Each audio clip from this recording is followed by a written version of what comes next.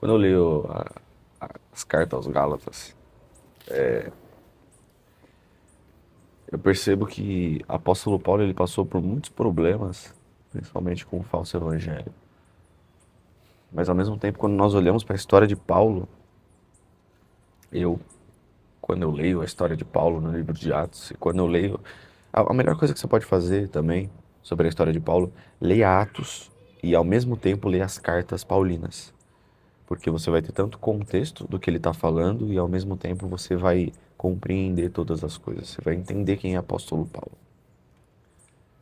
E Paulo foi um homem completamente esticado por Cristo, a ponto dele ter sido ficado cego.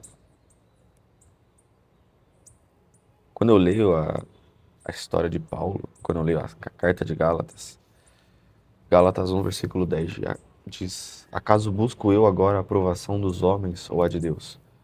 Ou estou tentando agradar a homens? Se eu ainda estivesse procurando agradar a homens, não seria servo de Cristo.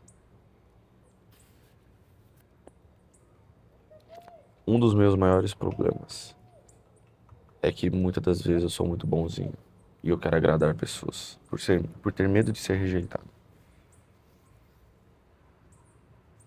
E apóstolo Paulo, ele diz aqui que você começa a pregar um novo evangelho, um evangelho de tipo diferente. Quando nós olhamos para o original, para essa passagem, é héteros.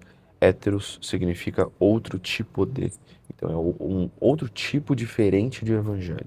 Algo que não foi apresentado, algo que não existe. E é a coisa mais fácil que nós encontramos hoje em dia. No Brasil, no mundo, no meio dos cristãos. Um falso evangelho. E muitos desses falsos evangelhos nascem de ministros da fé, que quando são pastores precisam pagar suas contas. Eles se curvam a pessoas que dão ofertas maiores.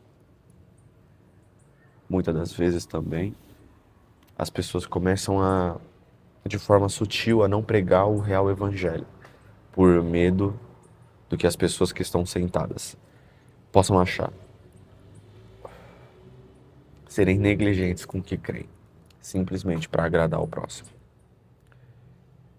E é perigoso, porque é nesse momento que a gente vai estar pregando um outro evangelho. E esse outro evangelho é um evangelho que não é cristocêntrico. Porque se eu estou me preocupando com a opinião do outro, com o que eu estou falando, com o que está saindo da minha boca, talvez eu esteja pregando um outro evangelho. O contexto dessa passagem é sobre evangelho. A gente poderia entrar em vários quesitos filosóficos de autoajuda e as pessoas falarem que ah, não escute o que as outras pessoas falam, porque você não pode agradar ninguém e a opinião dos outros sobre a sua vida. Sim, beleza, mas o contexto dessa passagem fala sobre evangelho. E é complicado. É muito complicado isso. É complicado ver, enxergar que há um novo evangelho entre os cristãos. Um evangelho que não é cristocêntrico. Um evangelho que não prega que nós precisamos conhecer a Cristo e torná-lo conhecido. Só isso. E torná-lo conhecido não é ser um pregador de 10 mil pessoas. Nem ser um pastor, não é isso. Às vezes você sendo um pedreiro, você ser tão ungido espiritual quanto um pastor. Você ser uma manicure tão ungida espiritual quanto um pregador que prega para 100 mil pessoas.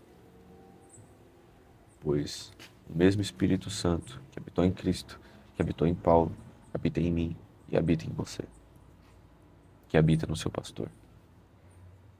Não existe mais essa de sacerdote. Deus não fala só mais com uma pessoa, o Espírito Santo fala com todos. Só há uma diferença importante: renúncia, santidade, busca. E Deus, a glória de Deus não foge da rotina. Você precisa ser fiel na sua vida ordinária. Um trabalho digno, um estudo digno, que você não está pisando em ninguém, você não está humilhando ninguém. Você está vivendo uma vida tão espiritual quanto a de um pastor. E pregar um evangelho simples Não é que eu tô falando para você ter uma vida medíocre. Muito pelo contrário. Sonhe em grande. Sonhe em grande. A gente só vive uma vez aqui. Mas que o seu sonho não seja maior que Cristo. Porque o nosso maior sonho tem que ser a volta de Cristo. Nós precisamos esperar e apressar. Esperar e apressar. Então, que o seu sonho grande seja apressar a volta de Cristo. Colocando azeite dentro da sua lamparina.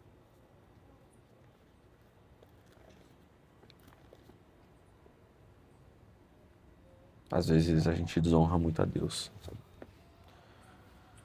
Desonra muito Ele.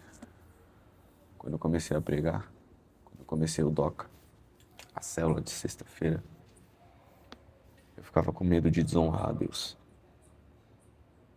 E é muito perigoso quando você começa a fazer tanta coisa para Cristo e você percebe que você não está olhando para Cristo. Do que adianta? Do que adianta pregar o evangelho? Do que adianta discipular pessoas? Do que adianta ser um líder? Do que adianta saber orar? Saber jejuar semanalmente? Do que adianta fazer teologia? Do que adianta? Se Cristo não for a base de tudo isso, você precisa viver um evangelho que te desafie. O real evangelho é o evangelho que começa na segunda-feira, quando você vai ter que carregar sua cruz. O real evangelho é aquele que você vai ter que se manter em santidade quando ninguém está vendo na quarta-feira, na terça-feira, na quinta-feira. Domingo todo mundo é santo. Mas e sábado de noite? E sexta de noite? E quinta-feira de noite? Será que você ora tanto assim pelo Espírito Santo durante a semana mesmo? Eu fico pensando nessas coisas. Mas viver o evangelho é isso. Viver o evangelho é que no momento que a gente procurar agradar a homens, nós não somos mais servos de Cristo. O apóstolo Paulo diz: se eu ainda estivesse procurando agradar a homens, não seria servo de Cristo. O único homem que nós buscamos agradar é o homem Deus, o Alfa e o Ômega, o Verbo que se fez carne, Yeshua, Emanuel, o Deus conosco. Esse é o único homem que nós buscamos agradar, o homem Deus.